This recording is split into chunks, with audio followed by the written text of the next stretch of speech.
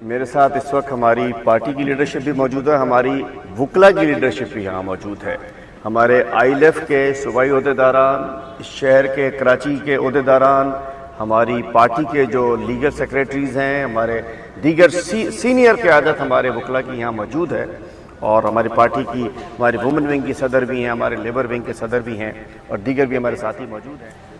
मई से हमने कराची में, हम कानून के तहत, आइन के तहत, हम इंसाफ के उसूल के लिए जलसे की इजाज़त के लिए यहाँ आए हैं। मई से हमें ट्रक की बत्ती के पीछे लगाया कि जी धमाका हो जाएगा, धमाका हो जाएगा, धमाका हो जाएगा। अल्लाह रहम करे, वो तो धमाके तो हो रहे हैं, एयरपोर्ट पे भी हो जाता है, चूँकि पुलिस हमारे पीछे लगी हुई है। जिस अंदाज से पुलिस PTI के पीछे लगी हुई है, अगर उसी अंदाज से दहशतगर्दों के पीछे लग जाए, मैं नहीं समझता कि फिर कोई धमाके का खतरा है। जितनी पुलिस इंतजामिया, कराची पुलिस, इस साल में 105 लोग डकैती से मज़ाहमत में जान से हार चुके हैं अपनी, कराची के शहरी। उनके पीछे नहीं है, इनको वकील को पकड़ना है, हमें पकड़ना है, किसी को बेइज्जत करना है। राजा अजहर साहब कहाँ गए? राजा साहब देना चाहता हूँ, मर्द बने मर्द, और ये जलसा न देना, रुकावटें खड़ी करवाना, रुकावटें पैदा करवाना, पुलिस को सामने लाके खड़ा कर देना, इंतजामिया को लाके खड़ा कर देना। आपकी नजर में तो PTI खत्म है। जब PTI खत्म है तो PTI के जलसे से खौफ किस बात का है? रैलियों से खौफ किस बात का है? एहतजाज से खौफ किस बात का है?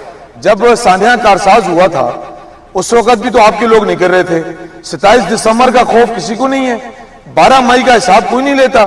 सिर्फ पाकिस्तान तहरीक इंसाफ का जलसा, एहतजाज, कोई पुरअमन एहतजाज रैली अनाउंस होती है तो उसके लिए इजाजत नहीं होती है। जलसे की इजाजत हमें नहीं मिलती है। हमारे साथ कोड ऑफ कंडक्ट भी हो जाती है, कोई आप पूछने वाला नहीं है।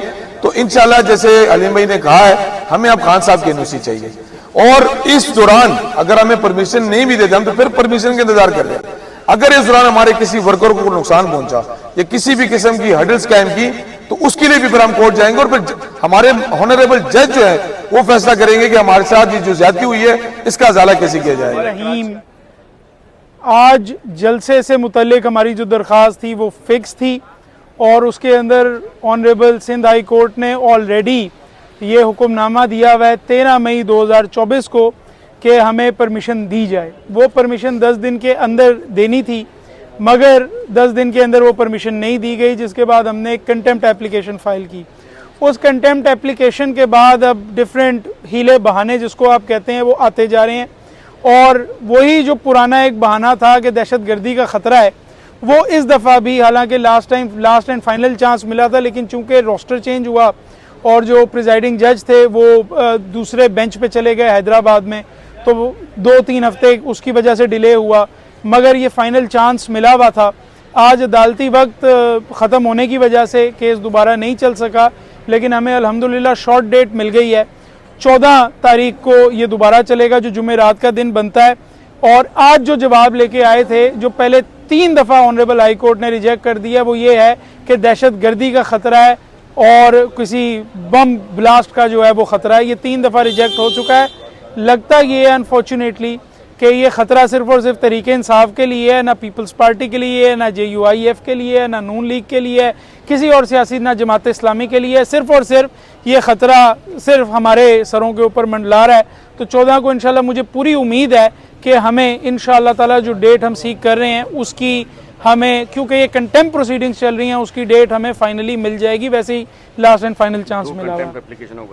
कंटेम्प्ट एप्लीकेशंस भी फाइल की हैं हमारी। एक पिटीशन में ऑनरेबल सिंध हाई कोर्ट ने ऑलरेडी ये ऑर्डर किया हुआ है कि सेक्शन 144 के तहत जो सेक्शन 188 की दरखास्तें दायर होती हैं, हमारा कंटेंशन था कि ये नहीं हो सकती हैं और सिंध हाई कोर्ट ने ये IG सिंध को ये डायरेक्ट किया कि आप कानून के ऊपर अमल दरामद करें। वो नहीं हुआ।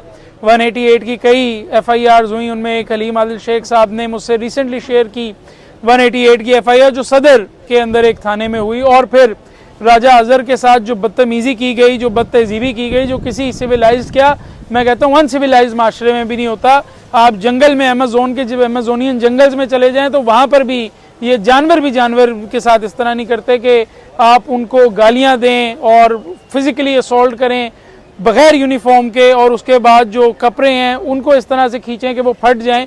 ये आर्टिकल 14 का जो डिग्निटी का राइट है उसको वायोलेट करता है। तो दोनों की तरफ से मैंने कंटेम्प्ट एप्लीकेशन फाइल कर दी। और एक चीज़ जो मैं भूल गया वो ये कि बटवा तक पुलिस वाले चोरी करके ले गए हैं। तो ये तो हमें पता है कि ये सिंध हुकूमत जो है वो दुनिया की सबसे बड़ी चोर है, लेकिन हमें ये नहीं पता था कि ये बटवे चोरों पे भी लग गई है। तो वो भी हम सारी कंटेम्प्ट फाइल कर दी है। ये अब टेकअप होगा ऑनरेबल सिंध हाई कोर्ट के सामने और इंशाल्लाह हम इंसाफ के मुंतजर भी हैं और पूरी उम्मीद भी है इंसाफ इंशाल्लाह मिलेगा भी।